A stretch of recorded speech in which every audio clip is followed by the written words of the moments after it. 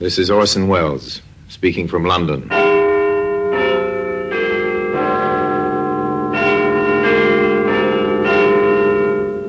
A repository of death. Here in the grim stone structure on the Thames which houses Scotland Yard is a warehouse of homicide, where everyday objects, a pin, a garden hose, a handbag, all are touched by murder.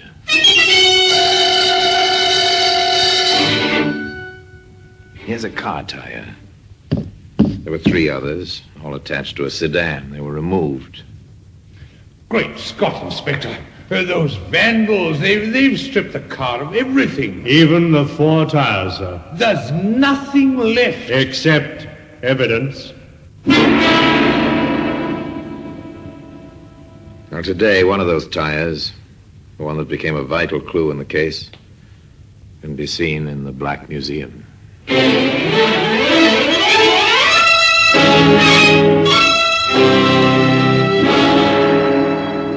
From the annals of the Criminal Investigation Department of the London Police, we bring you the dramatic stories of the crimes recorded by the objects in Scotland Yard's Gallery of Death, the Black Museum.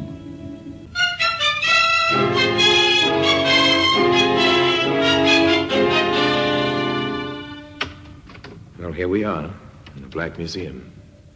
Scotland Yard's Museum of Murder.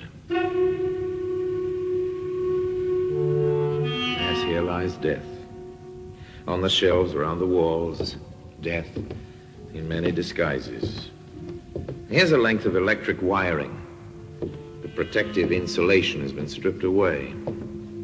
The man touched it. He died. The jury found it was murder. Here's a card. Invitation to a party. The invitation was accepted. Death was the end of that. Here's the tire. It's an ordinary car tire. Once it belonged to a sedan that stood in a garage at South End. On a certain night, some years ago, 2 men entered the garage quietly, after first forcing the lock.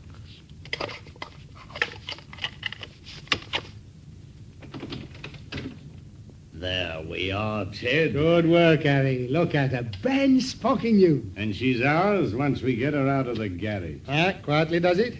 I'll take up the brake.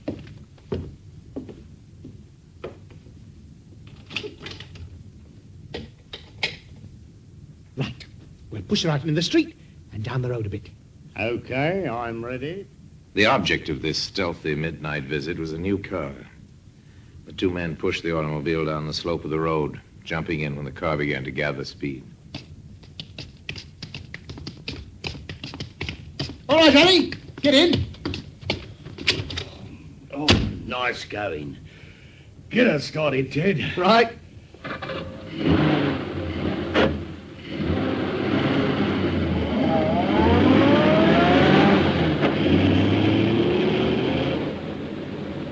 Not a sound behind us.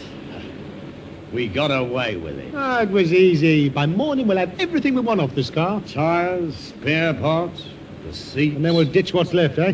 We'll make our fortune this way, Harry, my boy. Sounds easy money. It is. Come on, I'll show you what this car can do. Flat out!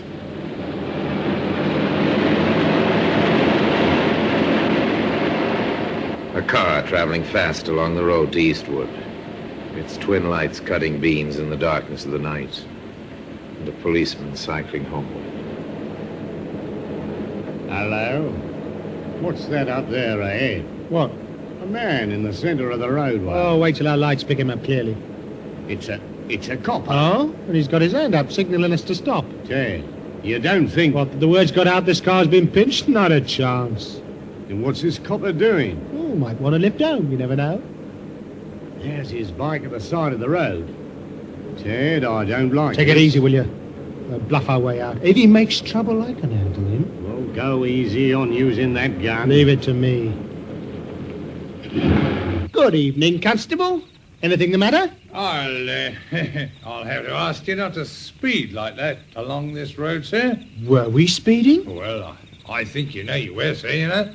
There's been a number of serious accidents around here lately. Oh, dear. Now, may I see your license? My license? Yes, sir.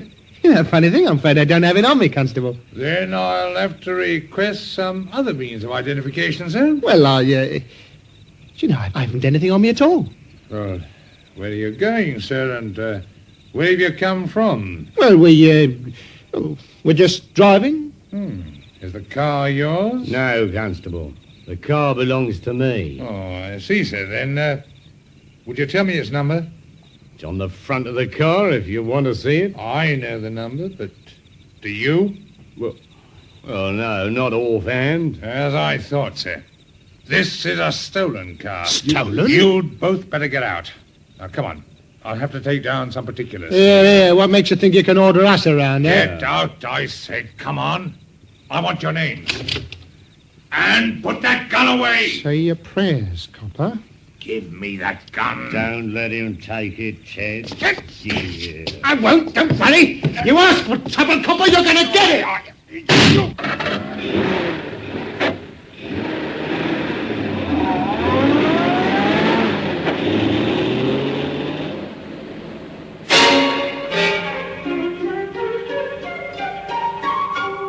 A car drives away.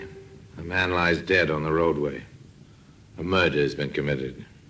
Murder of a policeman.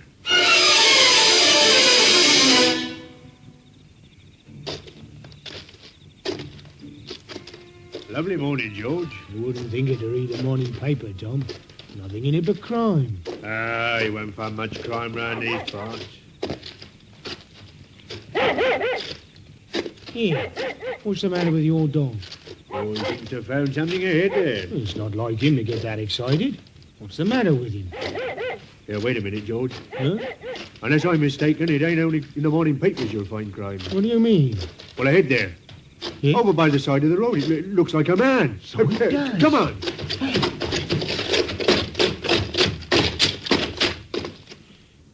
Why, it's Charlie Acker.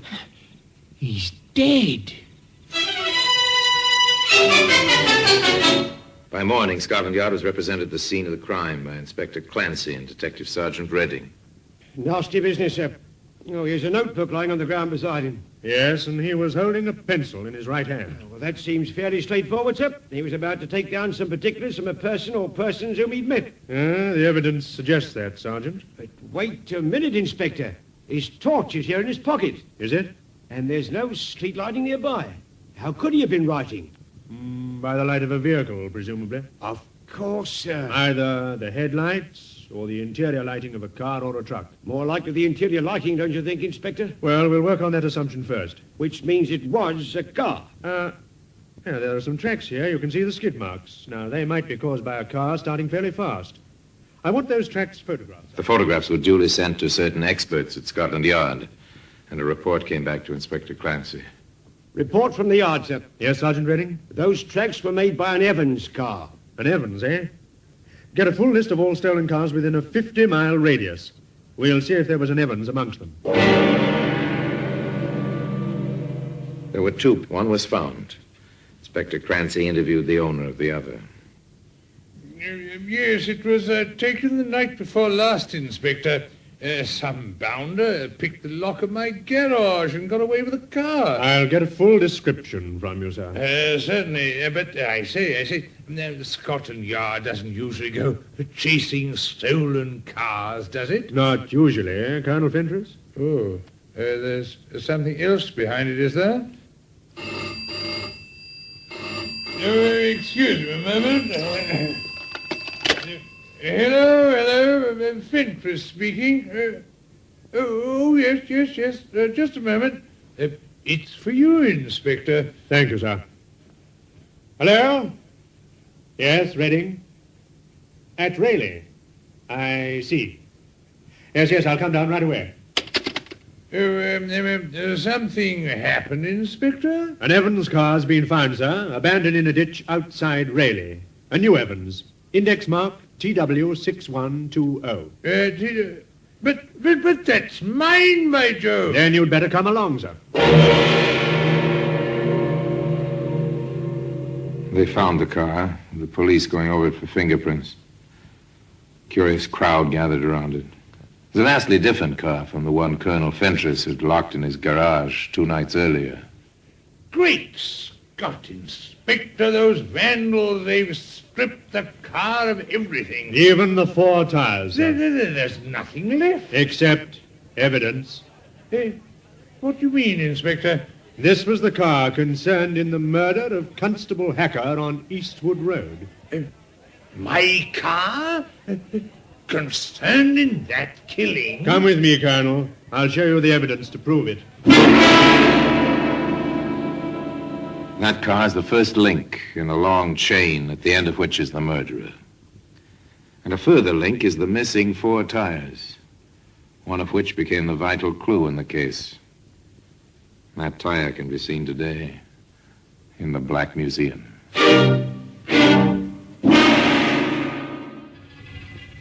A car was found, abandoned in a ditch outside Raleigh. You can see for yourself, Colonel Fentress, on the running board. A dark stain there. It's blood? Yes, it's blood. And see this? A spent cartridge case. It was found on the floor of the car. Then my car was concerned in that poor fellow's murder? We'll make confirmatory tests, of course. The blood stain will be checked against the constable's grouping, and the cartridge case will go to ballistics. These routine checks must be carried out.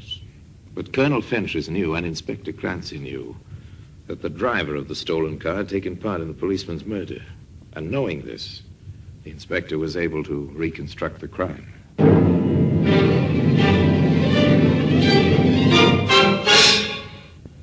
We don't know why Constable Hacker pulled the car up, Sergeant. He was cycling home. Perhaps the Evans car was speeding. Well, whatever the reason, he called on it to halt. And in the process of questioning, he came to realize the car was stolen. He'd have brought out his notebook and pencil to take down some particulars, sir. And for doing that, he was killed. The picture of the crime was clear, but now, how to find the driver of the car? Nothing was known about him. There were no eyewitnesses. One man had seen the driver, and he was dead. Where would they begin searching? We'll begin right here at the car, Sergeant. It's funny about those tires, sir. Very funny. But not only the tires are missing. No, the toolkit's been taken, and the jack, and most of the spare parts. The windscreen wiper's been removed, so have the headlamps and a car radio Colonel Fentress had installed. Vandalism, sir? Well, if it was vandalism, it was well planned, Sergeant. Yeah. Now, there are lorry tracks over there. The stuff was loaded on and driven away. Car stealing, sir, for spare parts and tires. A very profitable pastime. Now, what was taken out of this car would probably be worth £200-300 on the second-hand market. Black market, sir, for the tires. I wonder who handles second-hand parts and tires around this district. Come on. Where to, Inspector? The nearest garage.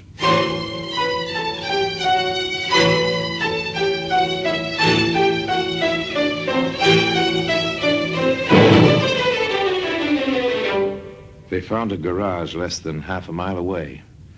The proprietor, reassured that he was not under suspicion, proved to be helpful. Spare parts and tires. Quite a few places round here who handles them, Inspector. Could you list them for us, sir? Certainly. Come into the office. There were 6 names on that list. 6 visits to make. Sergeant Redding made them, posing as a driver in search of new tires. Oh, good morning. I need 4 new tires for an Evans car. Can you help me out? Williams and Sons was sorry. They hadn't had any tires to sell for months past. Field and Company said the same thing. So did Hammond and Barden, Kennedy and Sons. Then Sergeant Redding paid his last visit, the 6th name on the list.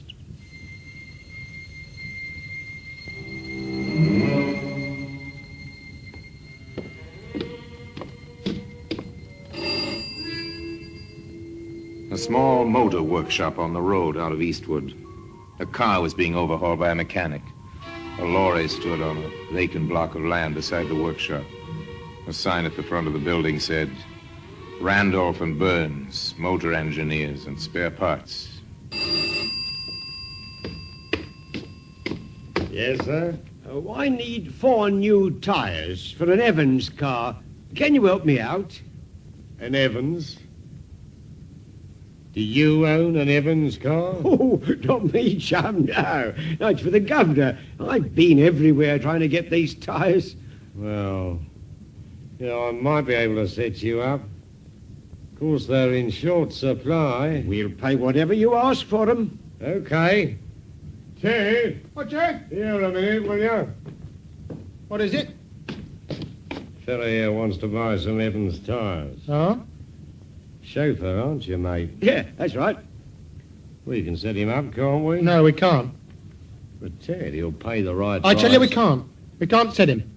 How can we when we haven't seen an Evans tyre in months? But Ted... People just don't bring us second-hand tyres anymore, mister.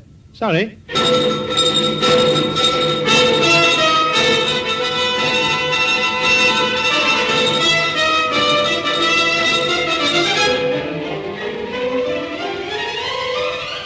The sergeant went back to where Inspector Clancy was waiting for his report. Something he'd seen deep in the eyes of the man called Ted told him the search was at an end. I don't know what spoiled it, Inspector. Perhaps he recognized me. Perhaps he was just being cautious. You say the other man was ready to sell you the tyres? Ready and willing, sir. I think they're the ones we want. I'm almost sure of it. All right, we'll make some further inquiries about them both. Now, first of all, their business registration. We'll get their full names from that. The Business Records Office holds many secrets. The directors of England's leading companies, the balance of power in mighty industrial concerns. It also lists the many thousands of small businesses, companies, partnerships, sole traders, their trade and management personnel. Here we are, Sergeant. Randolph and Burns, motor engineers, Eastwood. Partners Edward Burns That'll be your friend Ted. and Harold Randolph. Probably the other man I spoke to. Well, take a note of their names. We'll see if the method index section knows them.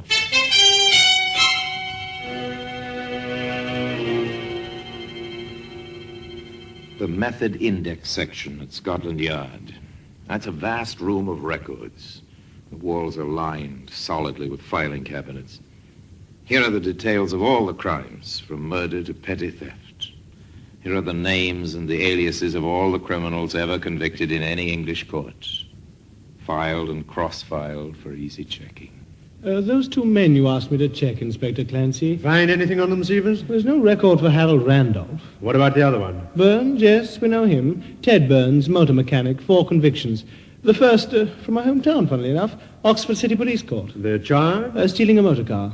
And what were the other 3 charge receivers? All connected with motor theft, sir. One was for removing spare parts from parked vehicles. Another time he was convicted for selling a stolen car. That's all I want. Very Thank good, you, sir. Stevens. Inspector Clancy and Sergeant Redding drove back to Eastwood. On the road there, about 50 yards from the motor workshop, they waited. They saw 2 mechanics leave at 5:30 on their way home. Then, a few minutes later... There he is, Inspector. That's Harry Randolph. And he's alone.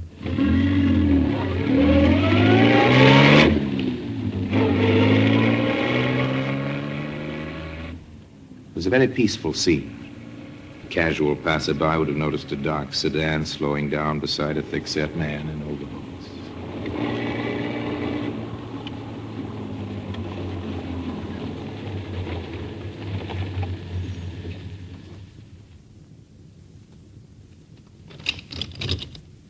Mr. Randolph? Yeah? Oh, it's you. Still after them tyres, eh? In a manner of speaking, sir. This is Inspector Clancy from Scotland Yard. Scotland Yard? Get in, Mr. Randolph. No, not me, Inspector. No, you've got nothing against me. On the contrary, we have a great deal against you. Get in.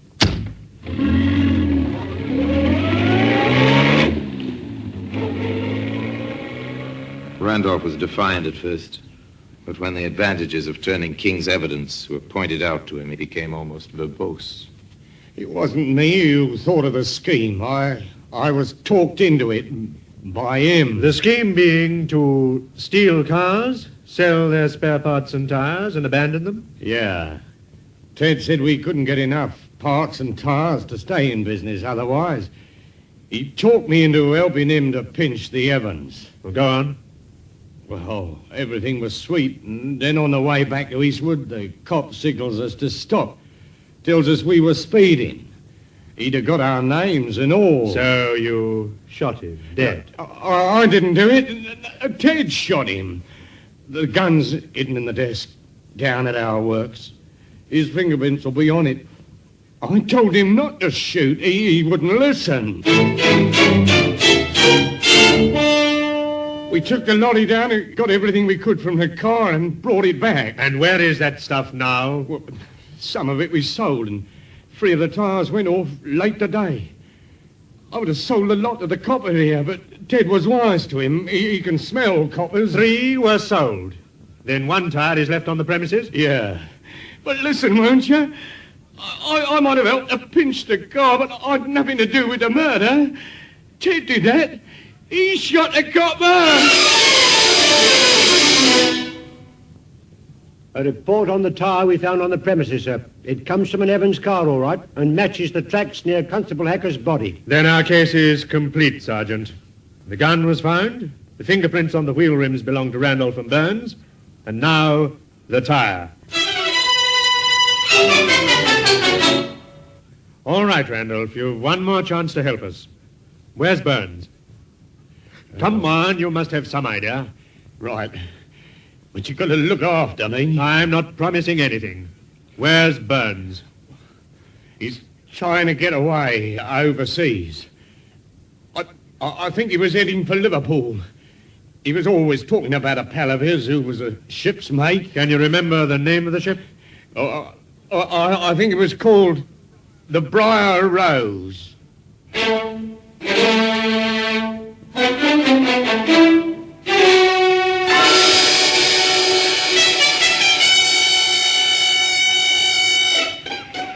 I have reason to believe your name is Ted Burns. Ted what?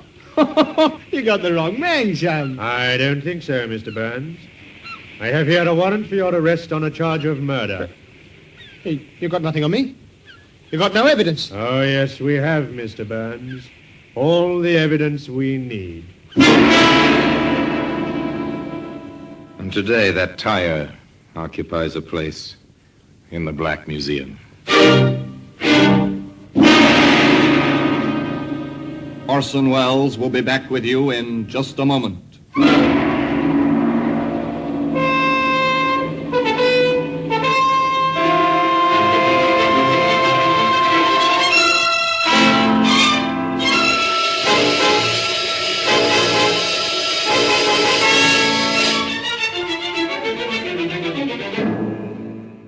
The murder of Constable Hacker on the lonely Eastwood Road was solved by the patient methods of Scotland Yard and by the talking of Harry Randolph, whose verbosity put him behind bars for many years to come and brought his unholy friend Ted Burns to the last walk and the end of a rope one morning at 8 o'clock. A crook's plan misfired into murder, and neither Burns nor Randolph had the talent for outwitting the men of the yard. So it was that another chapter of murder was closed. Another record added to the method index section. And another exhibit, the car tire, was added to the Black Museum. And now until we meet next time in the same place and I tell you another story about the Black Museum, I remain as always, obediently yours.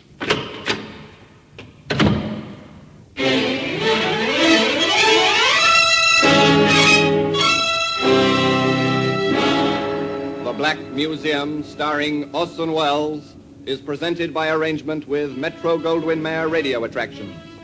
The program is written by Creswick Jenkinson, with music composed and conducted by Sidney Torch.